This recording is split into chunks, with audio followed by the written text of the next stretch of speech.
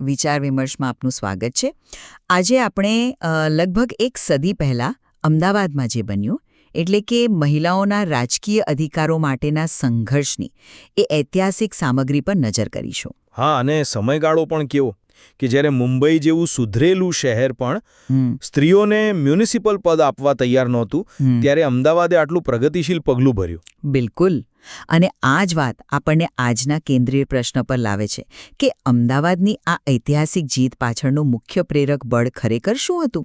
શું એ માત્ર સરદાર પટેલની દીર્ઘદૃષ્ટિ અને એમની રાજકીય વ્યૂહરચના હતી? કે પછી એ સમયનો જે સામાજિક રાજકીય માહોલ હતો અને ખાસ કરીને ગુજરાતની સ્ત્રીઓમાં જે અભૂતપૂર્વ જાગૃતિ આવી રહી હતી એ હતું? હું માનું છું કે આ પરિવર્તનનો મુખ્ય શ્રેય તો સરદાર પટેલની નિર્ણાયક નેતાગીરીને જ જાય છે. જુઓ, તેમણે જ સૌથી પહેલાં બોમ્બે ડિસ્ટ્રિક્ટ મ્યુનિસિપલ એક્ટની પેલી ભેદભાવપૂર્ણ કલમ 15(1)(c) એને ઓળખી જે સ્ત્રીઓને સભ્ય બનતા અટકાવતી હતી. અહીંયા હું થોડો અલગ મત ધરાવું છું. જુઓ, સરદાર પટેલની ભૂમિકા મહત્વની હતી, એમાં કોઈ બેમત નથી. પણ એમને એકમાત્ર કારણ ગણવું એ મને લાગે છે કે એ ઇતિહાસનું થોડું સરળીકરણ છે.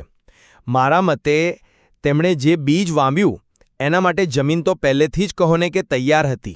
તમે તૈયાર જમીનની વાત કરો છો, પણ નક્કર પગલાં વગર એ તૈયારીનું શું?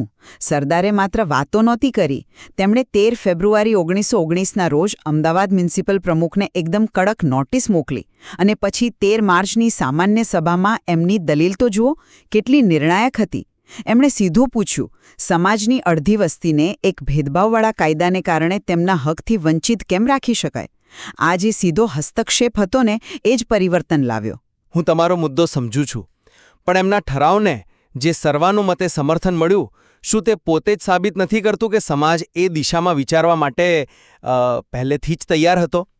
એ સમયે ગુજરાતમાં એક અલગ જ પવન ફૂંકાઈ રહ્યો હતો. મહાત્મા ગાંધીનું આગમન થયું હતું, હોમ રૂલ લીગની પ્રવૃત્તિઓ ચાલતી હતી. આ બધાને કારણે સ્ત્રીઓ રાજકીય રીતે ખૂબ સભાન બની રહી હતી. તો મારો સવાલ એ છે કે જો સામાજિક જાગૃતિ એટલી જ પ્રબળ હતી તો પછી મુંબઈમાં કેમ એવું ન થયું?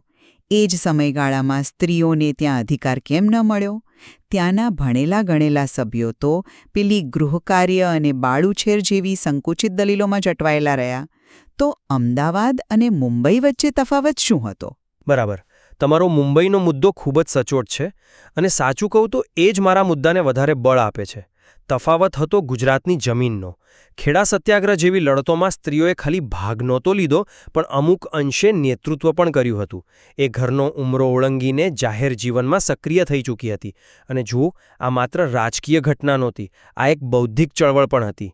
ઇન્દુલાલ યાજ્ઞિક જેવા પત્રકારો નવજીવન અને સત્યમાં કેવા તીક્ષ્ણ સવાલો પૂછતા હતા. તેમણે લખ્યું હતું, શું શહેરનું અડધું અંગ લકવાગ્રસ્ત હોય તો શહેર સ્વસ્થ રહી શકે? આવા વિચારોએ જ અમદાવાદની માનસિકતા ઘડી હતી. આ વાત રસપ્રદ છે, પણ શું એ બધી બૌદ્ધિક ચળવળ અને સામાજિક ભાગીદારીને એક રાજકીય પરિણામમાં ફેરવવા માટે સરદાર જેવી કાયદાકીય સમજ અને વ્યૂહાત્મક દ્રષ્ટિ અનિવાર્ય નહોતી? એમણે જ તો પેલી નૈતિક જવાબદારીની વાત કરીને મ્યુનિસિપાલિટીને સરકાર પર દબાણ લાવવા માટે તૈયાર કરી. તેમના વિના આ ચર્ચાઓ કદાચ માત્ર ચર્ચાઓ જ રહી જાત. હું એ વાત સાથે બિલકુલ સહેમત છું કે નેતૃત્વએ એક ચિનગારીનું કામ કર્યું, પણ ચિનગારી ત્યારે જ આગ લગાડી શકે જ્યારે આસપાસ પૂરતું બળતણ હોય, ખરું ને? અને એ બળતણ હતું ગુજરાતની જાગૃત સ્ત્રીઓ અને એ સમયનું પ્રગતિશીલ સામાજિક વાતાવરણ. સરદારની સફળતા એ વાતનો પણ પુરાવો છે કે તેઓ સમાજની નાળ બરાબર પારખી શક્યા હતા. તો આખી ચર્ચા પછી પણ મારો મત તો અડગ છે કે સરદાર પટેલની રાજકીય ઈચ્છાશક્તિ અને એમનો કાયદાકીય હસ્તક્ષેપ એ જ નિર્ણાયક પરિબળ હતું. એણે જ એક અન્યાયી કાયદાને તોડીને નક્કર પરિવર્તન શક્ય બનાવ્યું. અને હું માનું છું કે સરદારે નિશ્ચંકપણે આગેવાની લીધી, પણ ગુજરાતની સ્ત્રીઓની જાગૃતિ અને સ્વાતંત્ર્ય સંગ્રામથી બનેલા પ્રગતિશીલ વાતાવરણ વગર એમની સફળતા લગભગ અશક્ય હતી. આ વિજય કોઈ એક વ્યક્તિનો નહોતો, પણ એક સામૂહિક ચેતનાનો હતો. સ્પષ્ટ છે કે આ એક જ ઘટનાને જોવાની બે અધગ પણ એટલી જ મહત્વપૂર્ણ દૃષ્ટિ છે. બિલકુલ. અને આખરે આ ઐતિહાસિક ઘટના આપણને એ જ શીખવે છે કે મોટા સામાજિક પરિવર્તન માટે એક દીર્ઘદૃષ્ટિવાળા નેતા અને જાગૃત સમાજ, આ બંનેનો સંગમ થવો ખૂબ જરૂરી છે.